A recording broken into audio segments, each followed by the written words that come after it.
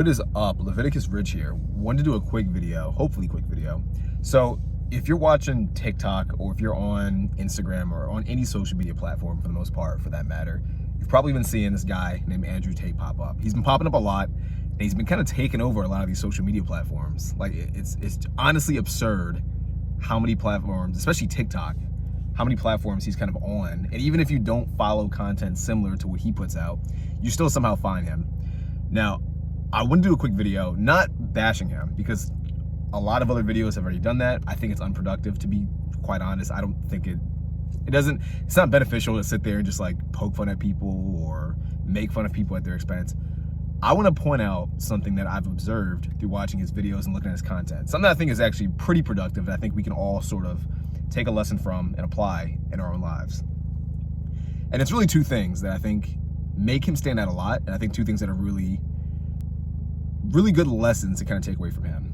And by the way, to be honest, I like his content. I think he's pretty funny. I think he exaggerates to prove a point. I think some people take his stuff too seriously or get too offended, but that's kind of a modern day issue. I think people get too offended by a lot of things. So I think that's a personal issue if you get overly offended by what he says. I think more people should take time to question why someone says what they say and not be too concerned about the way they say it or the delivery in which they say it. I think the why of what they say and the content is more important than the delivery. But anyway, so I want to get kind of into it. Two things I think he does quite well, and it's honestly like, the way I see it, it's a very good lesson for business, a good lesson for life, and just a good lesson in general. Two things: the speed in which he does something and the volume in which he does something, to me, is worth taking away. And I'll explain what I mean by that. So I've watched a fair amount, a lot of his videos actually, a fair amount though. And what he says a lot is, or every once in a while, he'll bring up the idea of speed. And he says you need to have a certain amount of speed in your execution. He did a video, it was an interview with this guy. I think his name is James English. He sounds Scottish interviewer, or maybe a Scottish podcast. I'm not super familiar with all of his content, but I remember that one interview he did. And he has a part where he's talking about speed and, a plane stays in the air because of speed. And if you move fast enough, you outpace or you outrun depression. That was kind of along the lines, sort of a paraphrase what he said. That was the gist of what he said. And I thought it was interesting. And I feel like he certainly lives up to that idea of speed. When I see him put out like 1,000 pieces of content, and I know that's not him putting out content, so it looks like it's other people doing affiliate marketing, putting out content. It's a bunch of different fan pages. I'm sure they get paid. They have a link in their bio, all that stuff. I get it. But the speed in which the idea comes together and gets executed upon, combined with the volume, the sheer volume, like they're putting out so much content across all these platforms, you can't help but see them, even if you don't follow anything related to his content. To me is quite powerful. And the reason why I think it's so powerful is just because, as someone who's tried to start businesses or do his own sort of endeavors or projects or things of that nature over the past few years, one thing over the kind of very recently that I realized is super effective for a lot of people and has been a bit effective for me lately is volume. And I think that combination of volume and speed is a really dangerous combination. Not dangerous in a negative way, dangerous in like a really positive way. Like, you can get a lot done if you focus and if you do things very quickly, and if you do things very quickly in high volume. If you do a lot of repetitions in a short period of time, then to me, that's where you get a lot of solid results from.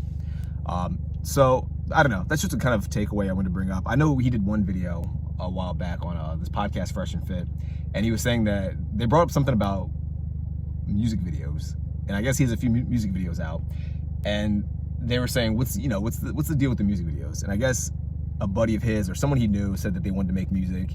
They came back to him a month later and he said to the guy or whoever it was, they said, how much music have you put out, or how's the music going? And the guy said, oh, well, I just don't have the time, I can't find the equipment, something along those lines. He was making excuses basically. And so Tate, from what I understand, to prove the guy wrong or prove that the guy was just basically bullshitting him, he went out the same day, found a guy to help him make music. I guess probably made some like, you know, random nonsense lyrics, whatever, and made a song the same day. Now, I don't know how true that is. I don't know if that's, maybe it's a little bit exaggerated. Maybe it's probably not the exact same day. But I think the point is clear because he has I think about 4 or 5 songs that I saw out, maybe more, that I just don't know about.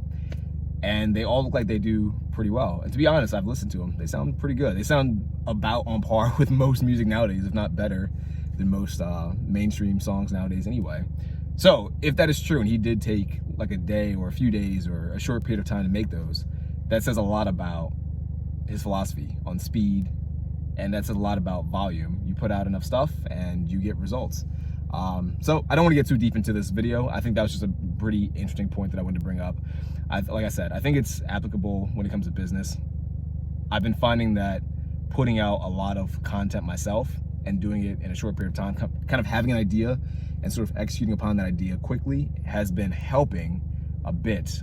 How much it'll help in the future is to be determined, but I know Alex Hormozi sort of says something very similar, where volume is a huge indicator for a lot of businesses, at least in the front end. A lot of times, a lot of businesses don't do enough volume in content or in marketing or any, a lot of the main things that will help get customers or clients. A lot of businesses don't do a lot of. They do it a little bit and they hope for results, and when they don't get the results, they get frustrated and quit, where instead they should just do more of it. And once they hit a large volume of numbers, you have a better idea of figuring out what needs to be tweaked or what needs to be removed or what needs to be added, etc., etc. So that's the video. I don't want to make it too long, don't want to get too rambly, but thought it was interesting. Let me know what you think about that, and I'll see you in the next video. Peace out.